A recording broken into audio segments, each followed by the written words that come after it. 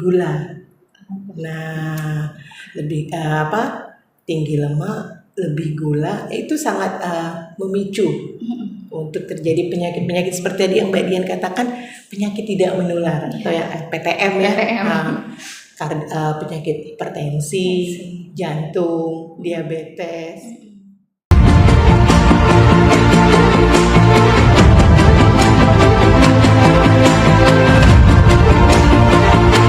Majelis Pustaka Informasi dan Digitalisasi Muhammadiyah Kota Pontianak mempersembahkan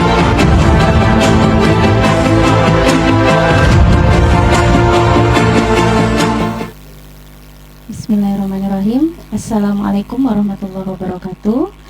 Alhamdulillahirabbil alamin. Innal hamdalillah wa nahmaduhu wa nasta'inu wa nastaghfiruh wa na'udzu billahi min syururi anfusina wa min sayyiati a'malina.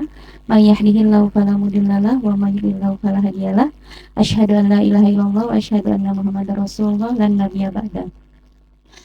Alhamdulillahirabbil alamin.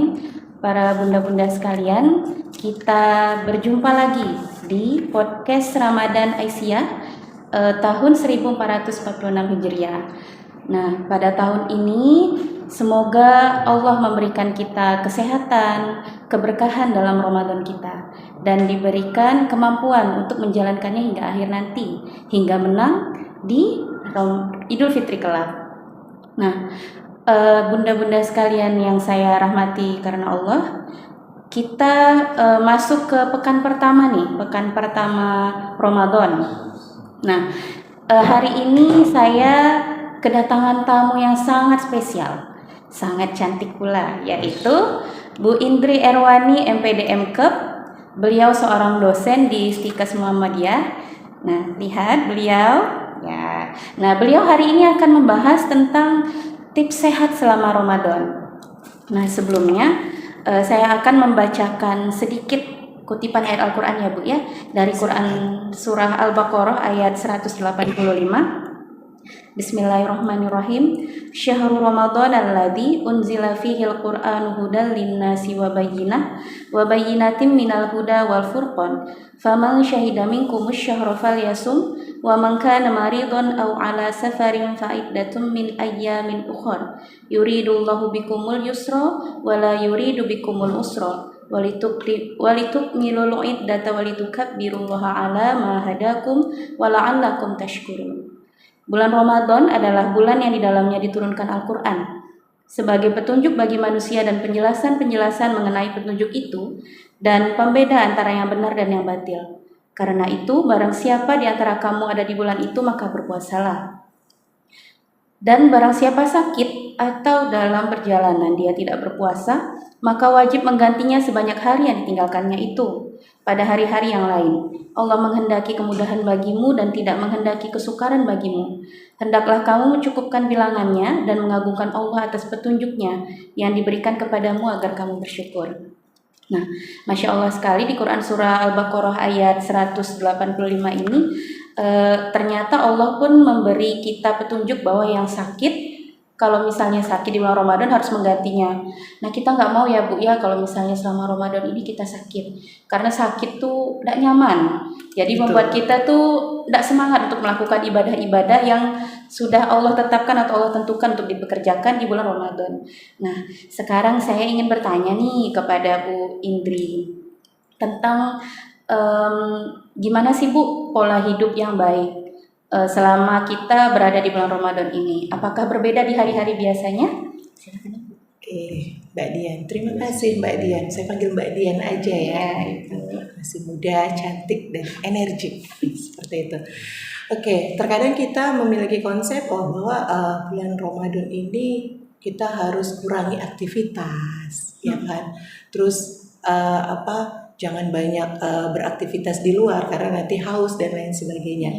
Sebenarnya bulan Ramadan itu ya tadi itu bulan spesial dari Allah, tapi untuk aktivitas kebutuhan hidup kita atau pola hidup kita selama bulan Ramadan harusnya tidak berbeda jauh dengan bulan-bulan yang lain.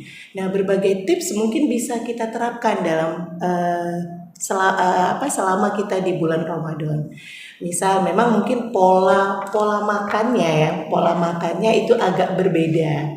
Kalau di bulan-bulan biasa mungkin kita sarapan itu di jam 7 atau jam 8. Tapi ini kita ganti di waktu sahur seperti itu. Nah, saat sahur kita juga harus bisa memilih menu yang seimbang. Nah, terkadang kita nih kan ya udah yang penting minum air putih saja.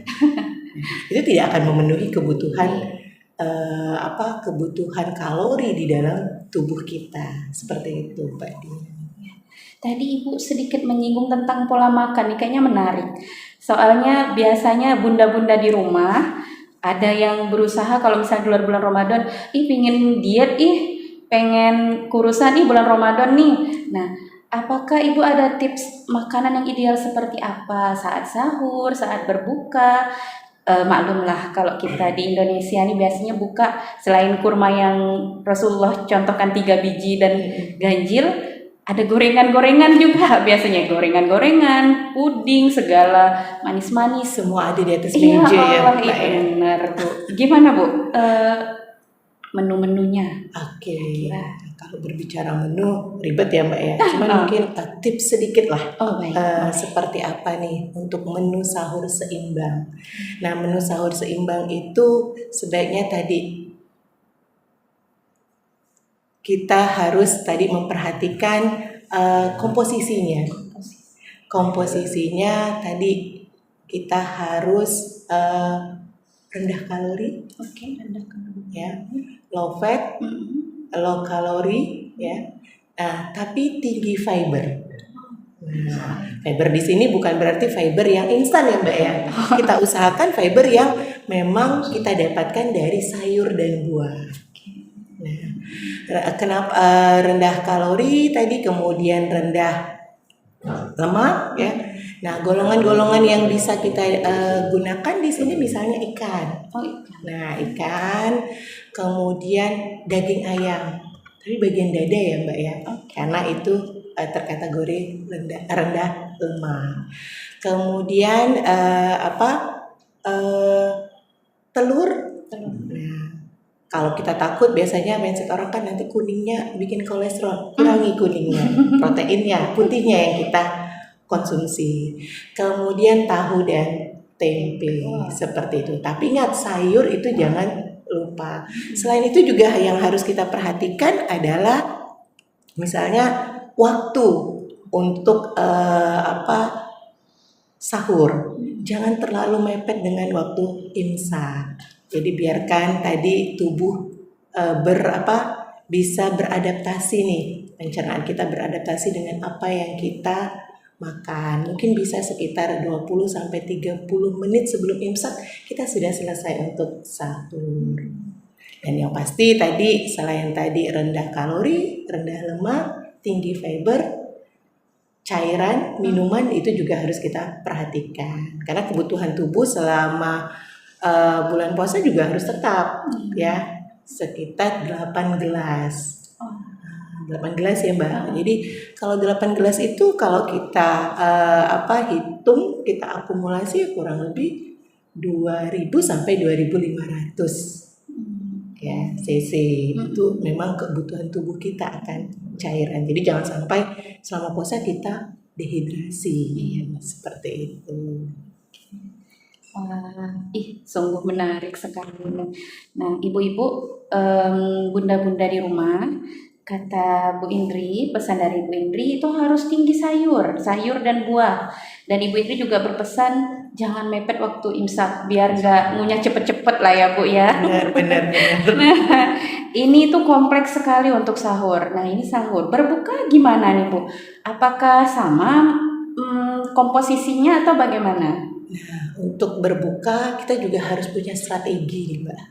Ya, tadi seperti Mbak katakan, Mbak Dian, kalau udah berbuka ada gorengan, ada puding, kok kata orang Pontianak ada kolak, ada pengat dan lain sebagainya, semua tersaji di atas meja. Padahal kita belum tentu mengkonsumsi secara semua, tapi terkadang juga ada yang bablas ya. Nah, ini kita juga harus punya trik dan strategi nih, Mbak, agar tadi kita bisa tetap menjalankan ibadah sholat tarawih. Nanti kalau udah kekenyangan, akhirnya Nggak malas bergerak kan, seperti itu. Iya. Nah, apa sih menu ideal atau strategi ideal nih untuk berbuka puasa? Yang pertama mungkin kita ya seperti sunnah Rasul juga ya, berbukalah dengan yang manis-manis ya, seperti itu. Kita cukup misalnya dengan kurma. Nah, kurma itu ya sunnah Rasul 3 ya, 3 biji saat berbuka ya, kurang lebih 100 gram. Itu 100 gram itu sudah mendapat kurang lebih kalau tidak salah 165 kalori. Ya, cukup banyak ya.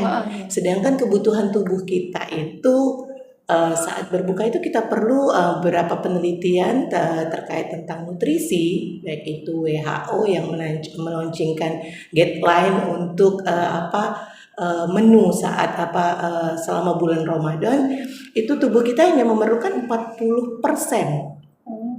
Nah, jadi kita harus mengkonsumsi 40% kalori saat berbuka. Ya, tubuh kita kan antara wanita dengan pria itu berbeda ya Mbak, kebutuhan kalorinya.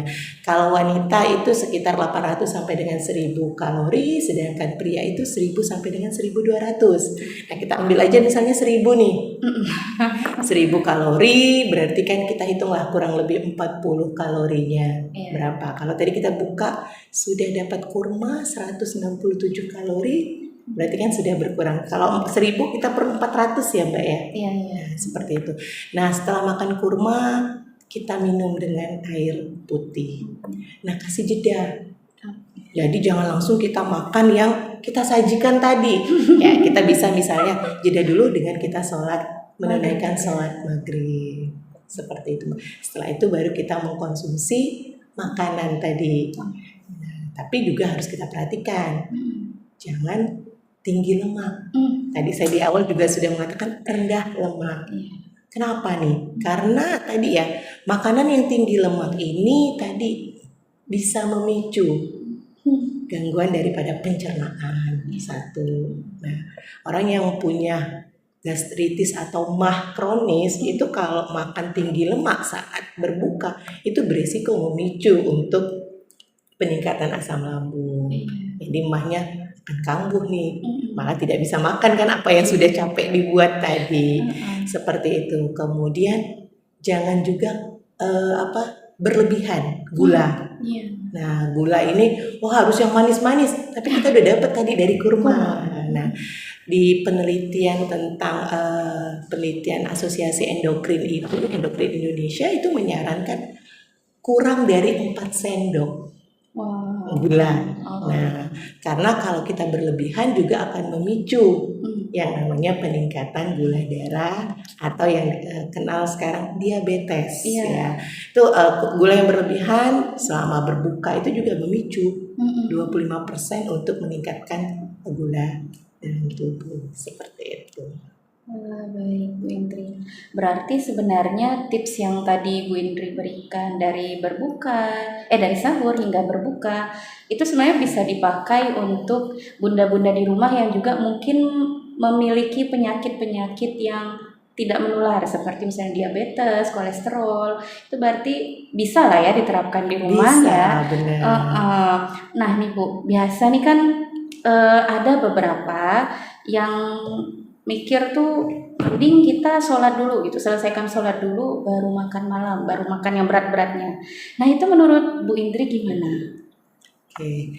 Nah, sebaiknya tadi bisa saja sih ya, maksudnya bisa saja kalau tadi kita setelah berbuka ini sudah makan kurma dan makanan ringan. Nah, makanan ringan kemudian kita sholat tarawih. Setelah sholat tarawih baru kita makan malam. Nah, tadi makan malamnya tetap kita perhatikan 40% dari kalori yang dibutuhkan oleh tubuh, jadi jangan berlebihan. Seperti itu. Gak boleh langsung tidur berarti ya Bu ya? Ya jangan. Jadi salah juga kalau kita konsepnya bahwa tidur itu tadi tidurnya orang puasa itu ibadah. Nah, malah itu hadisnya bisa dikatakan juga tidak sahih seperti itu. Kita terkungkung dengan tidur aja nih. Jadi pola tidur pun harus diperhatikan selama bulan puasa, Mbak. Iya, baik Bu. Nah, Ibu ini sedikit menyinggung tentang tidur. Karena tadi Ibu bilang ada hadis yang tidak sahih yang menyebutkan kita tidur terus selama bulan Ramadan itu ternyata katanya sunnah, ternyata itu bukan hadis yang benar.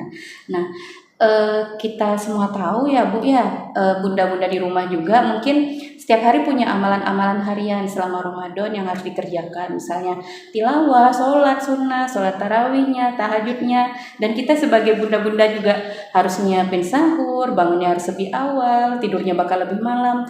Nah, kira-kira tidur yang baik dan istirahat yang baik selama bulan Ramadan itu bagaimana Bu Indri?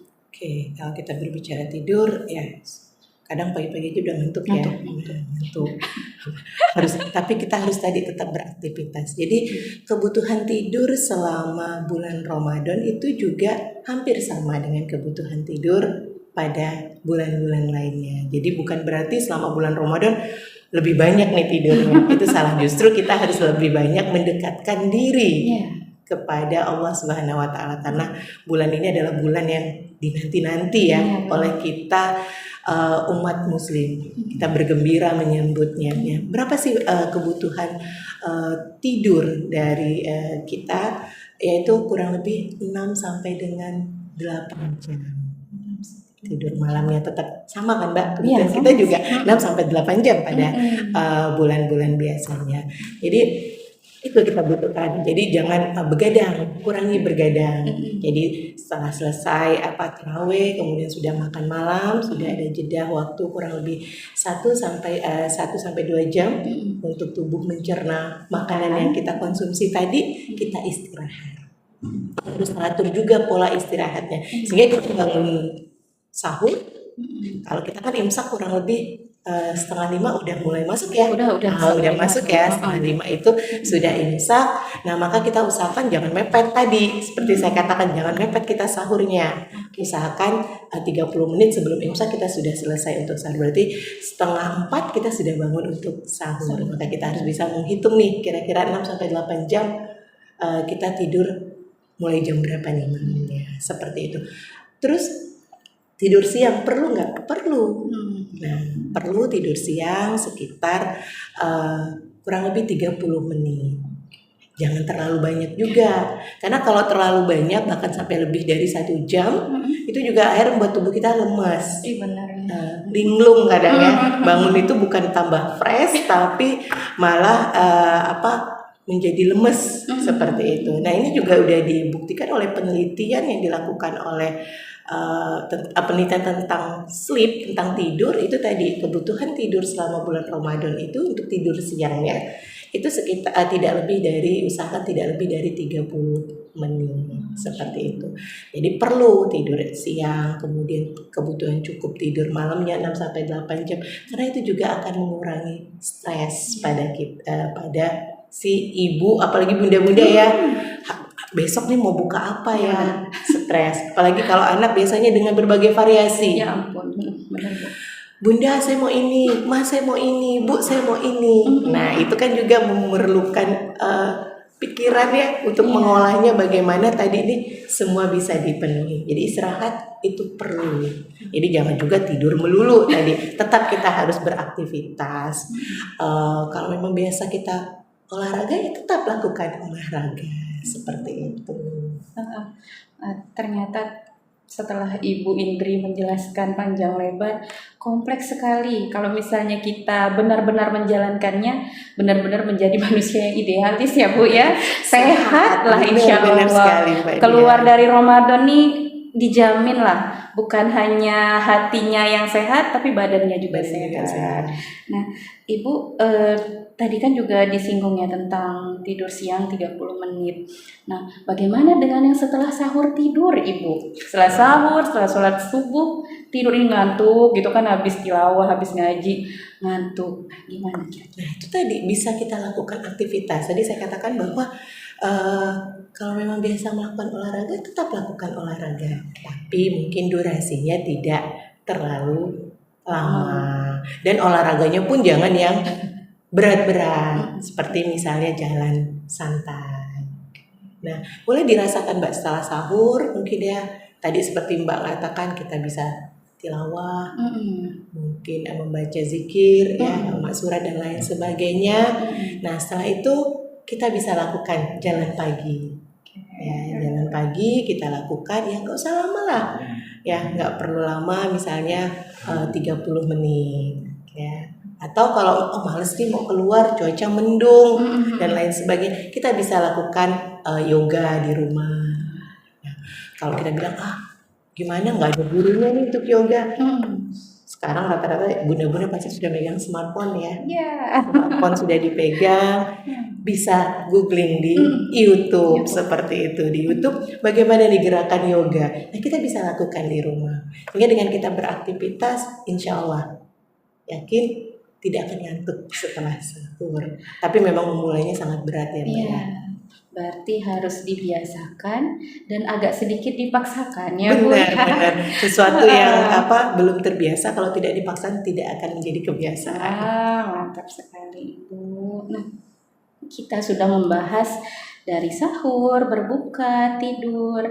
Ada nggak nih Bu Indri pantangan atau yang nggak boleh dikerjain selama Ramadan yang selain tadi makanan, pantangan untuk supaya kita tetap sehat gitu loh Bu selama bulan Ramadan, kira-kira gimana Bu? Untuk sehat selama Ramadan tadi ya, makanan tadi. Iya. Pasti ya, jangan tinggi lemak. Gorengan tadi ya. Kemudian jangan lebih gula. Nah, lebih tinggi lemak, lebih gula itu sangat memicu untuk terjadi penyakit-penyakit seperti tadi yang Mbak Dian katakan, penyakit tidak menular atau yang PTM ya. Penyakit hipertensi, jantung, diabetes, gangguan pencernaan. Nah, kadang kita bablas tuh Mbak. Itu yang ya tadi hawa nafsu ya Mbak ya. Hawa nafsu, apa yang dijual orang semua mau dibeli. Lapar mata. Orang Pontianak lapar mata. Semua nak dikonsumsi gorengan. Ada goreng pisang, ada bakwan, ada korket, semua mau dikonsumsi seperti itu. Padahal tanpa kita sadari, kita malah meracuni tubuh kita. Ya kan? Niatnya tadi awalnya saat puasa untuk diet nih. Tapi saat buka kita bablas tinggi lemak, gorengan, hindari itu. Kemudian mungkin minuman juga kita bisa hindari. Mungkin kayak bapak-bapaknya nggak bisa nih kalau buka puasa tanpa kopi. Ada ya, cukup dengan kopi segelas udah. Nah, padahal hindari minuman yang mengandung kafein. Nah, kenapa nih? Karena tadi minuman ini beresiko untuk mengakibatkan dehidrasi, ya, karena dia bersifat diuretik. Jadi kalau kita mungkin kalau ibu-ibu yang suka mengkonsumsi kopi, saya juga pencinta kopi ya. Ternyata. Tapi tadi usahakan nih semaksimal mungkin saat sahur atau berbuka menghindarilah selama bulan puasa, karena tadi biar tubuh kita tetap sehat, tidak kekurangan cairan, sehingga kita hindari minuman mengandung kafein dan soda, karena tadi berisiko untuk mengakibatkan terjadinya dehidrasi. Nah, untuk mengatasi tadi, minuman yang kafein, soda ini kan bisa kita ganti dengan minuman air putih. Ya, tadi seperti saya katakan di awal, tubuh kita memerlukan kurang lebih 8 gelas per hari. Seperti itu Mbak Dian. Berarti selain kopi, teh es tuh nggak boleh ya Bu ya? Kurangi, tapi sedap ya Mbak ya. Enak banget itu ya, mah. gulanya dikurangi seperti itu. Tadi Ibu juga bilang makanan tinggi lemak, tinggi dan sebagainya tadi.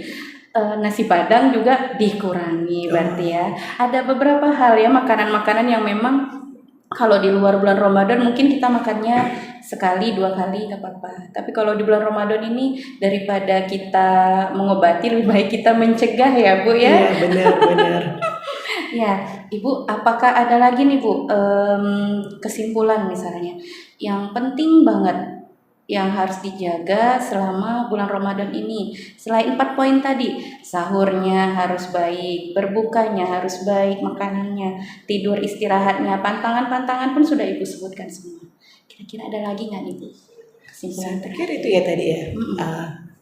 tips-tips yang harus kita perhatikan selama Ramadan, menu sahur yang seimbang, strategi hidrasi tubuh, kayak 8 gelas tadi, tapi jangan berpikir bahwa 8 gelas tadi, wah gimana nih ngabisinnya, itu bisa kita bagi. Misalnya tadi, kurang lebih 2000 ya, 2000 cc. Bisa misalnya 2 gelas saat sahur, ya. Kemudian 4 gelas saat berbuka, kemudian 2 gelas sebelum tidur atau habis tarawih. Itu bisa kita lakukan strategi. Atau mungkin dengan membagi per gelas, misalnya bangun tidur sebelum sahur kita minum 1 gelas dulu, saat sahur 1 gelas, seperti itu, sehingga tidak berat untuk membayangkan menghabiskan 8 gelas tadi, seperti itu. Kemudian memilih menu ideal saat berbuka, ya. Tadi dengan yang manis-manis sesuai sunnah Rasul, kurma, karena kurma saja itu sudah mengandung kurang lebih 165 kalori per 100 gram. Seperti itu, udah cukup banyak ya.